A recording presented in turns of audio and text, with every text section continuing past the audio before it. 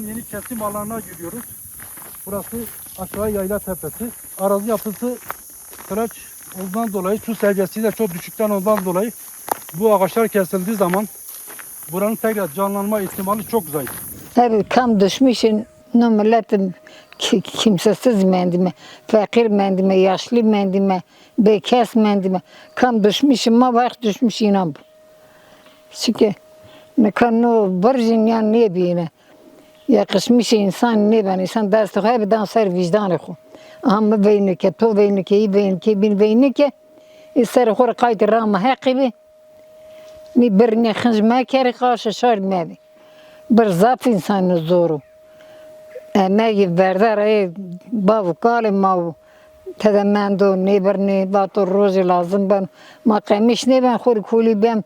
Hurdi ki me soba kem verdi bendim. Ma van men bir sabır ben var ne yeşilge babu.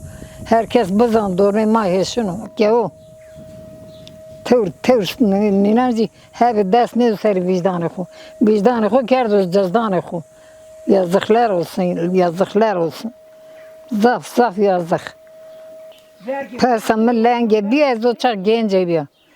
Bana darya kurtum ben te birbirine peyband. Birbirine pes lenge boru. Dıştırım va meverne. Ne ciran gençler. Ne uçu? Bak meverne va bir kaydını dormi malı va. Tesebbirne ma va bazamniye şazdana bazda. Ne va meverne. Va tiçe ne şıkıt. No va belki ders xo اوجا نارم داری خود شکی از این گنج باچه ما میرک دیلمیش که قایت نیلایتا هنده ملتینو هنده دوجوانو هنده چی بان مبرن کس دیلمیش نکن همان نه که نبنا اورش ما میتا ماشما دیلمیش مکنه ما وانه مخورم میگیزمن یا می چیده ما نه که Demek ki şuna sabah mağame anca düşmüş bir ki ne de yazık ne millet günah ko marışım mağta ben diyene belki çiğni çi fayda kendim. Ağacı mazaf teşekkür kendime. Ben bu orman bizim dedelerimizden, bizim atalarımızdan kalmış. Bilirsin. Bizim çoluğumuz var, çocuğumuz var, torunlarımız vardır. Ondan sonra kimsenin malı durumu iyi değil. Kaç kişi bu ormanı götürüp yerler ama devlet şeyi de vardı, parmağı da var içinden. Artık yeterdir. Bizim ormanımızda karışmasın, fakir fukarın ekmeğiyle oynamasın. Biz 2023'te bu bizim ormanımız kesildiği zaman biz kendimize engel olduk. Bizim yerlerimiz vardı. Köylerde bizim babalarda, dedelerde kalan bizim yerlerimiz vardı. Bizim her şeyimiz belli, tapularımız vardı. Bizim tapular da yok oldu gitti. Arazi de gitti. Adamın sonra bize şikayet de oldu. Bizim başımıza şikayetçi oldu. Bizim her şeyimizi gösterdiler. Ormanımızı imha ettiler. Ormanımızı kör ettiler. Ama bunların sonu nereye kadar gidecek bu belli değil. Fakat olan garibana bizim çok çocuğumuzda olur. Fakir fukara olur. Yarın evvelsi burası çöl gibi olacak. Yarın evvelsi kimse burada kalamaz. Herkes göç yapmaya mecbur kalmak zorunda kalacak. Yapılacak bir şey yok. Bu yaştan sonra ne devlet bize destek verdi, ne millet verdi de devlette zaten devlet bizi bu hale getirdi, devlet getirdi bu hale koydu. Eğer devlet kesin koymasaydı biz bu hale düşmüyorduk. İki kişinin eline düşmüyordu. O yüzden biz bu hale geldik.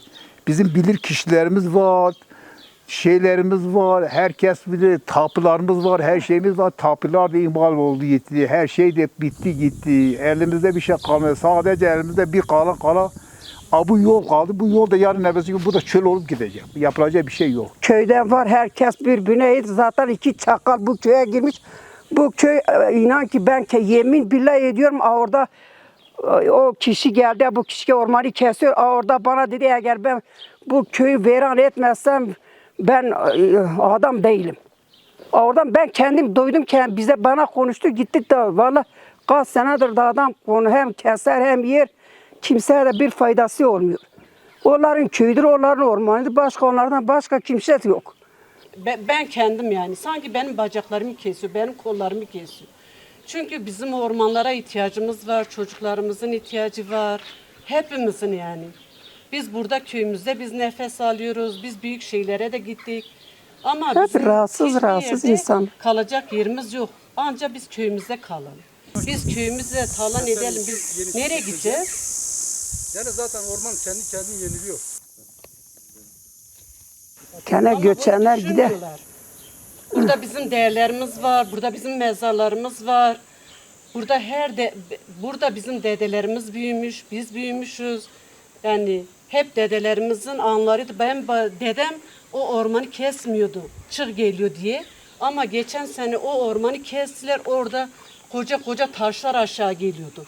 Ama bu yapılacak bir şey mi? Bizim dedelerimiz çok mu şeydi, yani o ormanları kesmiyordu.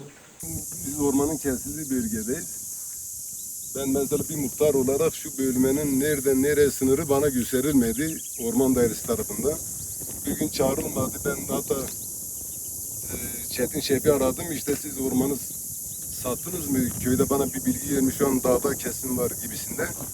Adam dedi ya satmışız siz. Kime? Serkan'a Çelebi'ye. Genç bunun daha nesini gençlendi. Bu küçücük fidanlar kesilerin gençlendirmeyse bak bizim karşımızda hemen İşpınar var, Orta Çanak var, Kurtuluş var. Burada da gençlendirme yapsın. Hele bir iki sene buraya bir nefes alalım. Çevre köylerimizde de bir gençlendirme yapsa biz de görelim gerçekten gençleşiliyor mu? Yoksa hani tarih mi oluyor? Biz de bunu görelim. Yani 2023'ten beri sağda bir Dalıtepe'den bir orman kesimi var. Bal arıların bal yapmak için bir yaşam alanı.